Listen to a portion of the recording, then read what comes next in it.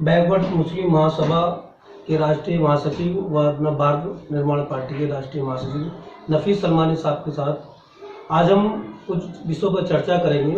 किस तरह के देश के हालात हैं और किस तरह से जो है लोगों के साथ, संविधान के साथ खिलवाड़ किया जा रहा है।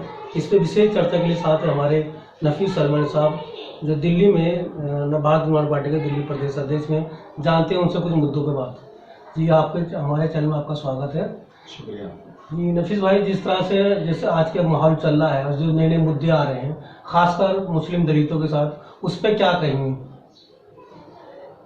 मौजूदा सरकार जो है वो भारतीय जनता पार्टी के, ये हमें ध्यान रखना चाहिए। भारतीय जनता पार्टी का शुरू से एक मौजू रहा है कि वो डिवाइड एंड रूल, यानी कि अंग्रेजों की पॉलिसी पर वो लोग काम करते हैं। वो फूट डालते हैं, फूट डाल करके राज करना चाहते हैं, फूट डाल करके ही वो हुकूमत में आएगी है।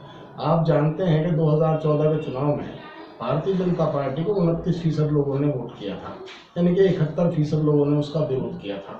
और वो भी 29% वोट जो मिला था उनको, वो इस बुनियाद पर मिला था कि उन्होंने देश के साथ झूठ बोला था। उन्होंने कहा था सबको 15-15 लाख रुपए मिलेंगे, 2 करोड़ लोगों को रोजगार देंगे, अच्छे दिन आएंगे, और ये ऐसे अच्छे दिन आए हैं, पूरा देश देख रहा है। अब जो गिरफ्तारी हुई है उमर गौतम की और जहांगीर साहब, मौलाना जहांगीर, मुफ्ती जहांगीर साहब की, इस पर क्या कहें? किस तरह संवैधानिक मानते हैं इसको, असंवैधानिक मानते हैं? किस तरह का माहौल बनाने की बात हो रही है? पूरी दुनिया जानती है असंवैधानिक है, पूरी दुनिया जानती है। और मैंने अभी कहा कि उनका काम है डिवाइड एंड रूल, फूट डालो और राज करो। इस्लाम में इसकी कोई गुंजाइश नहीं है। इस्लाम को फैलाने के लिए किसी से जोर जबरदस्ती, आप जबरदस्ती किसी से नमाज के लिए भी नहीं कह सकते। इस्लाम कबूल करने के लिए तो करेंगे क्या? कोई लालच देकर अगर तो आप इस्लाम में दाखिल कराएंगे तो मुसलमान होगा ही नहीं। जो लोग अपने दिल से ईमान कबूल करते हैं, इस्लाम कबूल करते हैं, ईमान में दाखिल होते हैं, तो मुसलमान कहलाते हैं। ज़बरदस्ती किसी को मुसलमान बनाना, ज़बरदस्ती किसी को ईमान में दाखिल करना, कराने वाला भी गुनहगार है और करने वाला भी गुनहगार। लेकिन मैं ये कहना चाहता हूँ कि भारतीय जनता पार्टी और उससे जुड़े हुए उस जहनियत के लोगों का शुरू से मामला एक रहा है कि पहले वो कहते थे कि औरंगजेब थे, वो 1.25 मन जनेऊ जला करके तब खाना खाया करते थे, इस तरह से इस्लाम को फैलाया गया। वो ये क्यों नहीं बताते कि हिंदुइज्म में इंसान को 4 जगह बांटा गया था: क्षत्रिय, वैश्य, ब्राह्मण, शूद्र। क्षत्रिय का काम राज करना, ब्राह्मण का काम शिक्षा देना, वैश्य का काम व्यापार करना, और शूद्र का काम इन सबकी सेवा करना। शूद्रों के साथ जुल्म ये करते थे हिंदुइज्म को मानने वाले लोग कि वो कहते थे कि कोई हिंदू मंदिर में नहीं जा सकता, कोई पूजा नहीं कर सकता, कुएं से पानी नहीं भर सकता, नया कपड़ा नहीं पहन सकता। इस सब के खिलाफ एक दुनिया के अंदर जो इस्लाम ने एंट्री की, इस्लाम ने अपनी दावत का पैगाम दिया कि एक ही सफ में खड़े हो गए महबूब अयाज, ना कोई बंदा रहा ना कोई बंदा नवाज। बादशाह भी अगर आता है बाद में तो पिछली सफ में खड़ा होता है, अगली सफ में से किसी गरीब को उठा करके उसकी जगह पर खड़ा नहीं होता। तो ये इस्लाम है। इस्लाम में लोग दिल से दाखिल होते हैं। हम अपनी कमियां छुपाने के लिए इस तरह के सबूफे छेड़ते रहते हैं, कभी किसी मूर्ति को पकड़ लेते हैं। आपने देखा होगा कोरोना की जब लहर आई थी तो क्या कहा गया था कि जमात इसके लिए जिम्मेदार है, जमात इसके लिए जिम्मेदार है। आज कह रहे हैं कि जो कोरोना के टेस्ट हुए हैं हरिद्वार के अंदर कुंभ के मेले में, वो नकली थे, वो जाली थे। हैं कहाँ तक जनता सब देख रही है, देश देख रहा है। इनसे घबराने की जरूरत नहीं। जिस तरह से वो कह रहे हैं कि 1000 से ज्यादा लोगों को जबरदस्ती इस्लाम कबूल किया कराया है, लालच दिया है, बहुत मोटा लालच दिया है, और इस तरह के जो बयान आते हैं उस पर क्या टिप्पणी करेंगे? मैं तो कह रहा हूँ 20 करोड़ लोगों ने इस्लाम कबूल किया है भारत के अंदर। जो आज 20 करोड़ सरकारी आंकड़ों के हिसाब से सरकार कहती है कि हिंदुस्तान में जो मुसलमान है वो 20 करोड़ है। तो मैं कहाँ 1 करोड़ की बात कर रहा हूँ, मैं तो 20 करोड़ लोगों की बात कर रहा हूँ कि 20 करोड़ लोगों ने इस्लाम कबूल किया है। करोड़ों लोगों ने बौद्ध धर्म अख्तियार किया है, करोड़ों लोगों ने ईसाई धर्म अख्तियार किया है, करोड़ों लोगों ने सिख धर्म अख्तियार किया है। ये क्यों अख्तियार किया, ये सवाल है। सवाल अपनी कमियों को छुपाने के लिए आप दूसरों के अंदर कमियां नहीं निकाल सकते। आज हुकूमत में आप हो, आप तानाशाही रवैया अख्तियार किए हो, वो पूरी दुनिया देख रही है और दुनिया में आपकी रुसवाई हो रही है। नहीं, न्यायपालिका की हम बात करें तो जिस तरह से उनकी 9 दिन की रिमांड भी मिल गई है, डीआईजी साहब ने गिरफ्तारी कराकर रिमांड दिला दी 9 दिन की, क्या कहेंगे उसको? देखिए, औरंगजेब की बात करते थे और खुद औरंगजेब बनने चले हैं। इस देश में डेमोक्रेसी है, सबको अपनी अपनी बात कहने का हक है। और जो लोग अपनी बात को कह रहे हैं आप उनको जोर जबरदस्ती दबा नहीं सकते। हजारों नहीं बल्कि लाखों नहीं करोड़ों मुसलमान जेलों के अंदर पड़े हैं झूठे मुकदमों में, और कोर्ट ने ही उनको भेजा है भाई, उसको उनको कोर्ट ने तो भेजा है। हम संविधान में विश्वास रखते हैं, संविधान 20 साल बाद ही फैसला अपना सुनाएगा, लेकिन हक का भी फैसला आएगा, ये हम देश से कहना चाहते हैं। जिस तरह के उन पर मुकदमे दर्ज हुए हैं अभी तक जो हुए हैं वो बेबिलियों को जमानत मिल सकती थी, लेकिन रिमांड दे दी गई। अगर पुलिस गलत तो न्यायपालिका में से उनको कोर्ट की पुलिस को फिर वो रिमांड कैसे मिल गई? इसी को अन्याय कहते हैं। हुकूमत जिसकी होती है, एक हुकूमत होती है ईमान वालों की जो 850 साल हुकूमत कर जाते हैं लेकिन कभी हिंदू मुस्लिम के फसाद नहीं होते। एक हुकूमत होती है ऐसे जालिमों की जो हिंदुइज्म में विश्वास रखते हैं, जो इंसान को बांटने में विश्वास रखते हैं। अब धर्म कौन सा अच्छा है वो इंसान को फैसला करना, सरकार थोड़ी फैसला करेगी।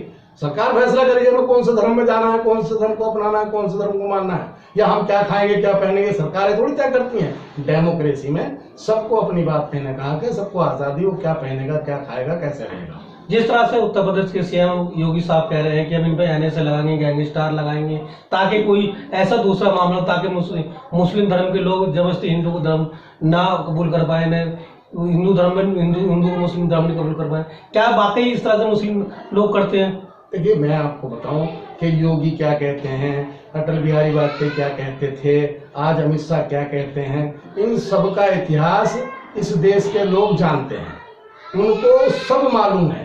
ये जो चुनाव जीतने के लिए या चुनाव लड़ने के लिए जब चुनाव जहां जहां आते हैं इस तरह तरह के सगुफे लेकर के आते हैं, मुद्दों से भटकाने के लिए लोगों की इस तरह की बातें ये करते हैं। इसलिए इसके संविधान की बात कर रहा हूँ।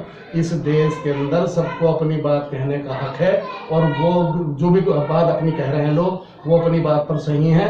योगी आदित्यनाथ क्या कह रहे हैं, सरकार क्या कह रही है, हमें इससे लेना देना। हम तो ये कह रहे हैं कि महबूबा मुफ्ती सहयोगी रही भारतीय जनता पार्टी की, ऐसे फारूक अब्दुल्ला सहयोगी रहे अटल बिहारी वाजपेयी भारतीय जनता पार्टी के, और बहुत सारे कश्मीर के जो नेता हैं वो उनके साथ जुड़ करके काम करते रहे। लेकिन मैं ये कहना चाहता हूँ खास करके मुसलमानों से, अल्लाह के नबी का आखिरी खुतबा है, आपने कहा कि इबादत, तिजारत और हुकूमत की आप पर फर्ज है। इबादत हम कम बेश करते हैं, तिजारत भी करते हैं, हुकूमत से दूर हो गए। हम इन सेकुलर नेताओं की जिनकी हम बात करते हैं वो कोई सेकुलर नहीं है, उन्हें हुकूमत करनी है, वो हुकूमत में आना चाहते हैं। कोई मुसलमानों को हिंदुओं के खिलाफ भड़काता है, कोई हिंदुओं को मुसलमानों के खिलाफ भड़काता है, अपनी सत्ता के लिए सब करते हैं। हम ये कह रहे हैं कि हिंदुस्तान के अंदर चाहे मुसलमान हो, सिख हो, ईसाई हो या हिंदू हो, कोई भी धर्म के मानने वाला है, सब आजादी के साथ इस देश के अंदर रह रहे हैं और रहते चले आ रहे थे और आगे भी रहेंगे। ये सरकारें आज हैं कल चली जाएंगी। मैं मुसलमानों से सिर्फ ये कहना चाहता हूँ कि राहिबर जरूरी है, रहनुमा जरूरी है, रब तलक पहुंचने को सिलसिला जरूरी है, और रहमतों के दरवाजे खुद ब खुद नहीं खुलते, बारगाह अक़दस में इल्तिजा जरूरी है। इसलिए अल्लाह के नबी का जो आखिरी खुतबा है कि इबादत, तिजारत और हुकूमत, ये आप करिए। इबादत का मुबेस कर रहे हैं, तिजारत भी कर रहे हैं, हुकूमत से दूर हो गए, हुकूमत में आइए, अपने संगठनों को वोट करिए, जो देशभक्त लोग हैं उनको वोट करिए, जो देश की बात करते हैं उनको वोट करिए। ऐसे गिरोह की हिमायत करना हराम है जो इंसानों के खिलाफ, मोमिनों के खिलाफ, मुसलमानों के खिलाफ साजिश करने का काम करते हैं। नहीं, मेरा सवाल ये था कि जिस तरह से उत्तर प्रदेश के बात करें, गिरफ्तारी उत्तर प्रदेश के सिलसिले को लेकर हुई है, एक उमर गौतम साहब की, दूसरी मुफ्ती जहांगीर साहब की, दोनों गिरफ्तारी के बाद में किसी भी सेकुलर, जिसकी हम बात करें समाजवादी की, बसपा की, कई और दलों की, उनकी तरफ से कोई बात नहीं आया, जबकि उनका भरपूर वोट जो है मुस्लिम समाज का वोट उनको जाता है। तो ऐसे मुस्लिम क्या करेंगे? देखिए योगी आदित्यनाथ जो मुख्यमंत्री हैं उत्तर प्रदेश में, वो एक बिरादरी के मुख्यमंत्री हैं, सिर्फ ठाकुर राज वो चला रहे हैं। ब्राह्मणों का शोषण हो रहा है, दलितों का शोषण हो रहा है, मुसलमानों का शोषण हो रहा है, बैकवर्डों का शोषण हो रहा है, यादवों का शोषण हो रहा है, तमाम बिरादरियों का शोषण हो रहा है। ठीक है, सिर्फ ठाकुरवाद चल रहा है। रामचंद्र जी भी ठाकुर थे, इसलिए बढ़ा चढ़ा करके उनकी बात की जा रही है। आज इस देश का बच्चा इस बार इनकी हरकतों को समझ चुका है। इनके बच्चे नहीं हैं तो ये चाहते हैं दूसरों के भी बच्चे ना हो। कभी कहते हैं हम ऐसा कानून लाएंगे कि 2 बच्चों से ज्यादा जिसके होंगे उनको सुविधाएं नहीं मिलेंगी। हम तो कहते हैं जितने भी मंत्री, जितने भी विधायक, जितने भी सांसद हैं, उन सबकी संस्था खत्म कर देनी चाहिए जिसके 2 से ज्यादा बच्चे हैं, सबको खत्म कर दीजिए। मेरा सवाल उमर गौतम को और मुफ्ती जहांगीर साहब को लेकर था। ऐसे में मुस्लिम समाज क्या करे? जिनको वोट करता है उनको वो उनकी बात वो कहते नहीं है, बीजेपी वोट वो करते नहीं, आखिर मुस्लिमों की बात कौन कहेगा? देखिए उमर गौतम साहब अपनी बात को कहने में सक्षम है, इस देश के संविधान के मुताबिक वो देश की कोर्ट के सामने अपनी बात को कह रहे हैं और कहेंगे। उन्होंने क्यों ऐसा किया, क्यों करेंगे, इसका जवाब वो देंगे। मुसलमान तो मुसलमान है, वो खाली उमर गौतम के साथ नहीं है, दुनिया के तमाम मुसलमानों के साथ नहीं बल्कि तमाम इंसानियत के साथ जो हक के साथ खड़ा है उसी को मुसलमान कहते हैं। आप भी भारत निर्माण पार्टी के दिल्ली के अध्यक्ष भी हैं, राष्ट्रीय महासचिव भी हैं, सियासी जमात है वो भी। किस तरह से आप लोगों के बीच में जा रहे हैं, किस तरह से आपको वोटिंग की बात हो रही है? हम लोगों को दावत देने का काम कर रहे हैं। दावत देना हमारा काम है, कबूल करना उनका काम है, हिदायत देना अल्लाह का काम है। हम अपना काम कर रहे हैं, वो अपना काम करेगा, अल्लाह अपना काम करेगा। और देशभक्तों के साथ में तो अल्लाह ईश्वर गॉड परमात्मा वो हमेशा साथ रहता है, हमारे भी साथ है।